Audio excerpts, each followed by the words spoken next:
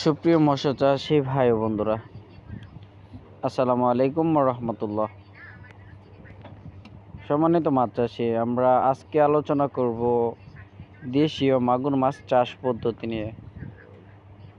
আপনারা যারা 2024 সালের নতুন দেশীয় মাগুর মাছ চাষ করতে চান, তারা অতি সহজে পাচ্ছেন আমাদের কাছে দেশীয় মাগুর মাছের পোনা। সম্মানিত মাছ চাষী, মাগুর মাছ এমন একটি মাছ যে প্রতিকূল পরিস্থিতিতেও বেঁচে থাকতে পারে। যে কোনো পুকুরে, ডুবায়, নালায়, যে কোনো জায়গায় এরা নিজেদের অবস্থান ধরে রাখতে পারে।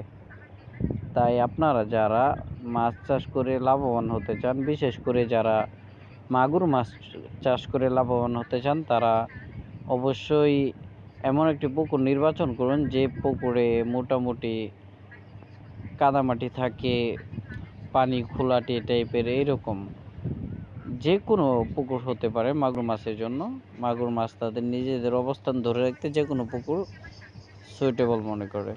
তাই আপনারা উপযুক্ত খাবারের মাধ্যমে মাগুর মাছ যথাযথভাবে বাজারজাত করতে পারবেন। সম্মানিত মাছ চাষী, আপনারা যারা দেশীয় মাগুর মাছ নিতে চান, আমাদের স্ক্রিনে